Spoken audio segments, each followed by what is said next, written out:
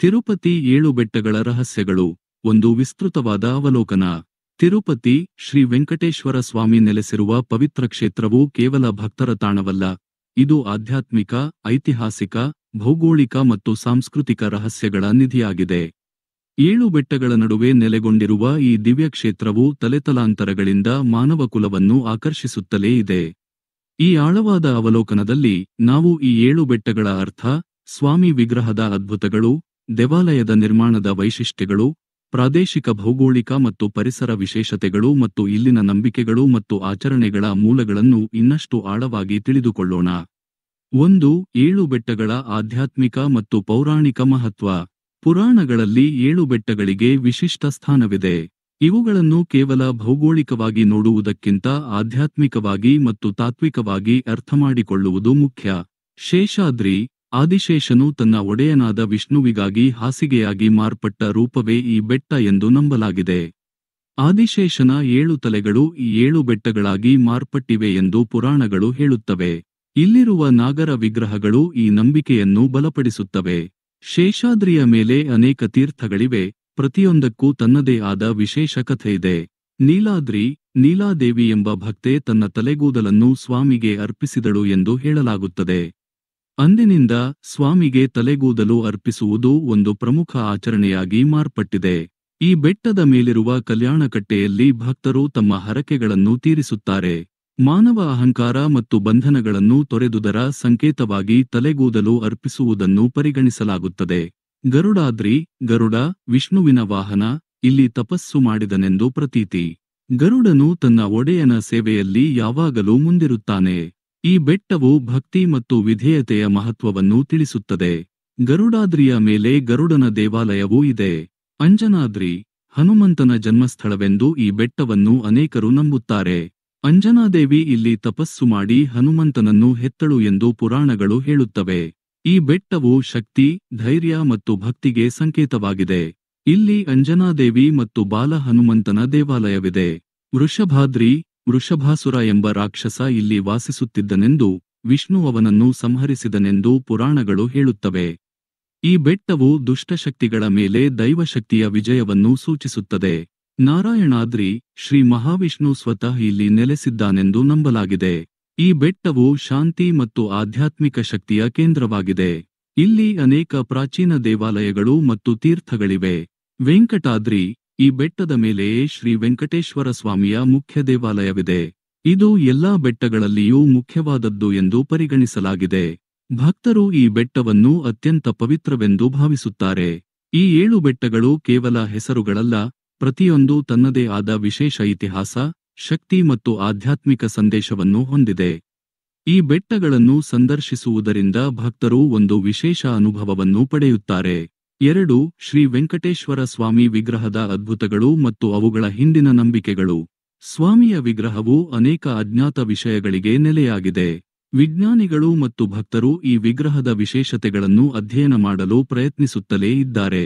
ತೇವಾಂಶ, ಸ್ವಾಮಿಯ ವಿಗ್ರಹವು ಯಾವಾಗಲೂ ತೇವವಾಗಿರುವುದು ಒಂದು ವಿಚಿತ್ರವಾದ ವಿಷಯ. ಗರ್ಭಗುಡಿಯ ವಾತಾವರಣವು ಶುಷ್ಕವಾಗಿದ್ದರೂ ವಿಗ್ರಹದಿಂದ ನೀರಿನ ಹನಿಗಳು ಇಳಿಯುತ್ತಿರುತ್ತವೆ. ಇದನ್ನು ಸ್ವಾಮಿಯ ಮಹಿಮೆ ಎಂದು ಭಕ್ತರು ಭಾವಿಸುತ್ತಾರೆ. ಇದರ ವೈಜ್ಞಾನಿಕ ವಿವರಣೆಗಾಗಿ ಸಂಶೋಧನೆಗಳು ನಡೆಯುತ್ತಿವೆ. ಕೆಲವರು ಇದು ನೈಸರ್ಗಿಕ ಕಲ್ಲಿನ ಲಕ್ಷಣವಾಗಿರಬಹುದು ಎಂದು ಭಾವಿಸುತ್ತಾರೆ. ಸಮುದ್ರ ಘರ್ಜನೆ, ಸ್ವಾಮಿಯ ಬಲಕಿವಿಯ ಬಳಿ ಕಿವಿಯಿಟ್ಟು ಕೇಳಿದರೆ ಸಮುದ್ರದ ಅಲೆಗಳ ಶಬ್ದ ಕೇಳಿಸುತ್ತದೆ ಎಂದು ಅನೇಕ ಭಕ್ತರು ಅನುಭವಪೂರ್ವಕವಾಗಿ ಹೇಳುತ್ತಾರೆ. ಇದಕ್ಕೆ ಭೌತಿಕ ಆಧಾರವಿಲ್ಲದಿದ್ದರೂ ಇದು ಸ್ವಾಮಿಯ ವಿಶ್ವವ್ಯಾಪಿ ಶಕ್ತಿಯ ಸಂಕೇತವೆಂದು ಪರಿಗಣಿಸಲಾಗಿದೆ. ಸ್ವರ್ಣ ಕವಚ, ಪ್ರತಿ ಗುರುವಾರ ನಡೆಯುವ ಅಭಿಷೇಕದ ಸಮಯದಲ್ಲಿ ಸ್ವಾಮಿಗೆ ನಿಜವಾದ ಚಿನ್ನದ ಕವಚವನ್ನು ಅಲಂಕರಿಸಲಾಗುತ್ತದೆ ಎಂದು ನಂಬಲಾಗಿದೆ. ಆದರೆ ಇದು ಕೇವಲ ಅರ್ಚಕರಿಗೆ ಮಾತ್ರ ಕಾಣಿಸುತ್ತದೆ. ಈ ನಂಬಿಕೆಯು ಸ್ವಾಮಿಯ ಅನಂತ ಸಂಪತ್ತು ಮತ್ತು ಶಕ್ತಿಯನ್ನು ಸೂಚಿಸುತ್ತದೆ. ನೈವೇದ್ಯದ ರುಚಿ, ಸ್ವಾಮಿಗೆ ಅರ್ಪಿಸುವ ಪ್ರಸಾದದ ರುಚಿ ಯಾವಾಗಲೂ ಒಂದೇ ಆಗಿರುವುದು ಒಂದು ಅದ್ಭುತ. ವಿವಿಧ ರೀತಿಯ ಪದಾರ್ಥಗಳು ಮತ್ತು ತಯಾರಿಕೆಯ ವಿಧಾನಗಳು ಇದ್ದರೂ ಪ್ರಸಾದದ ರುಚಿ ಬದಲಾಗದಿರುವುದು ಸ್ವಾಮಿಯ ಅನುಗ್ರಹವೆಂದು ಭಾವಿಸಲಾಗಿದೆ. ವಿಗ್ರಹದ ಕಣ್ಣುಗಳು, ಸ್ವಾಮಿಯ ಕಣ್ಣುಗಳು ಬಹಳ ತೇಜಸ್ಸಿನಿಂದ ಕೂಡಿರುತ್ತವೆ. ಅವುಗಳನ್ನು ನೇರವಾಗಿ ನೋಡುವುದು ಕಷ್ಟ ಎಂದು ಭಕ್ತರು ಹೇಳುತ್ತಾರೆ. ಅಭಿಷೇಕದ ಸಮಯದಲ್ಲಿ ಮಾತ್ರ ಸ್ವಾಮಿಯ ಕಣ್ಣುಗಳನ್ನು ಸಂಪೂರ್ಣವಾಗಿ ನೋಡಲು ಸಾಧ್ಯ ಎಂದು ನಂಬಲಾಗಿದೆ. ನಿತ್ಯ ಕಲ್ಯಾಣ. ಸ್ವಾಮಿಗೆ ನಿತ್ಯ ಕಲ್ಯಾಣ ನಡೆಯುತ್ತದೆ.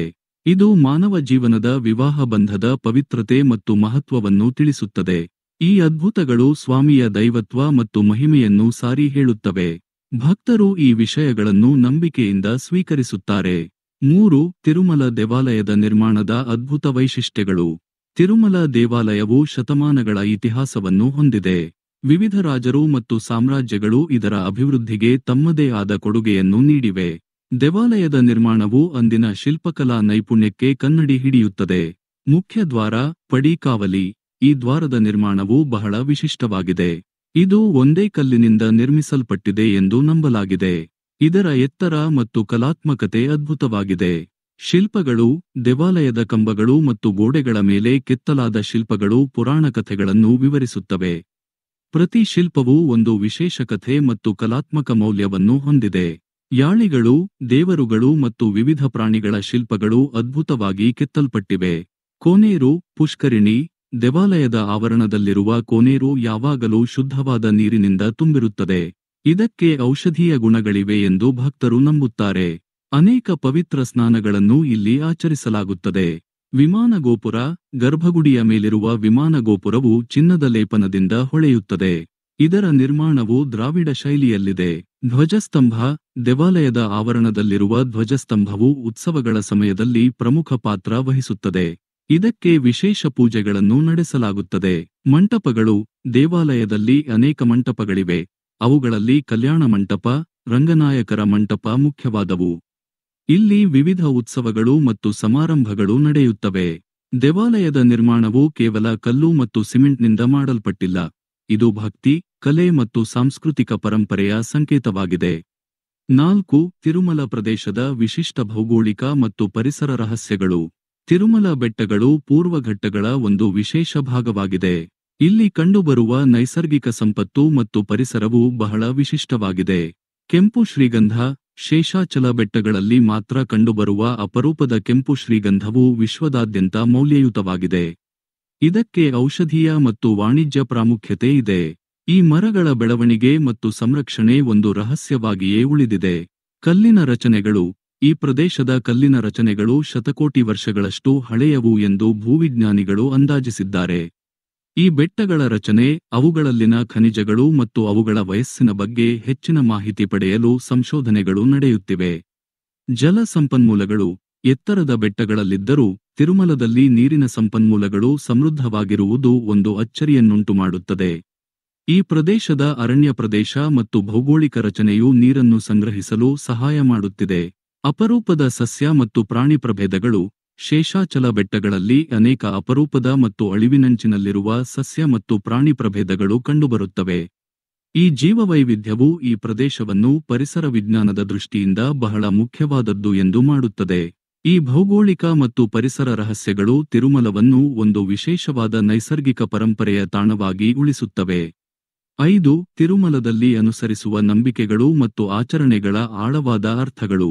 ತಿರುಪತಿಯಲ್ಲಿ ಅನುಸರಿಸುವ ಪ್ರತಿಯೊಂದು ಆಚಾರ ಮತ್ತು ನಂಬಿಕೆಯ ಹಿಂದೆ ಒಂದು ವಿಶೇಷ ಅರ್ಥ ಮತ್ತು ಮಹತ್ವವಿದೆ.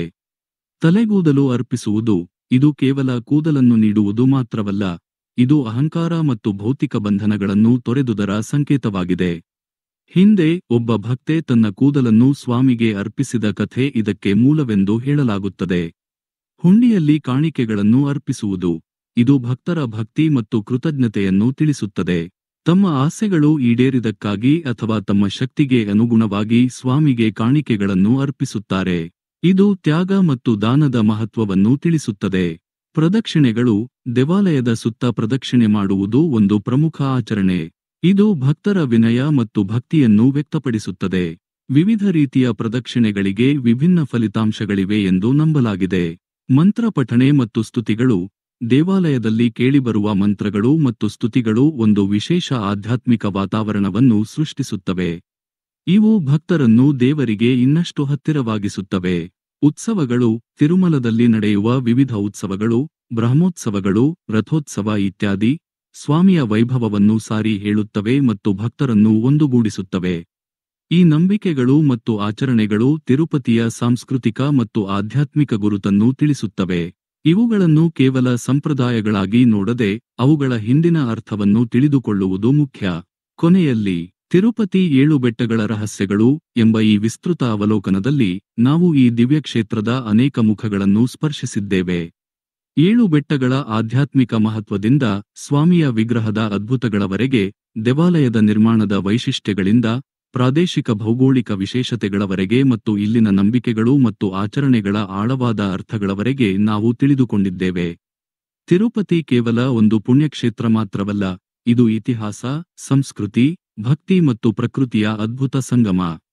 ಇಲ್ಲಿ ಅಡಗಿರುವ ಪ್ರತಿಯೊಂದು ರಹಸ್ಯವೂ ಈ ಸ್ಥಳದ ವಿಶೇಷತೆಯನ್ನು ಇನ್ನಷ್ಟು ಹೆಚ್ಚಿಸುತ್ತದೆ. ತಲೆತಲಾಂತರಗಳಿಂದ ಭಕ್ತರನ್ನು ಆಕರ್ಷಿಸುತ್ತಿರುವ ಈ 7 ಬೆಟ್ಟಗಳು ನಂಬಿಕೆ ಮತ್ತು ಜ್ಞಾನದ ಅನಂತ ಮೂಲವಾಗಿ ನಿಲ್ಲುತ್ತವೆ. ಈ ರಹಸ್ಯಗಳನ್ನು ಸಂಪೂರ್ಣವಾಗಿ ತಿಳಿದುಕೊಳ್ಳುವುದು ಅಸಾಧ್ಯವಾಗಬಹುದು, ಆದರೆ ಅವುಗಳನ್ನು ಅರ್ಥಮಾಡಿಕೊಳ್ಳುವ ಪ್ರಯತ್ನವು ಎಂದಿಗೂ ಮುಂದುವರಿಯುತ್ತದೆ.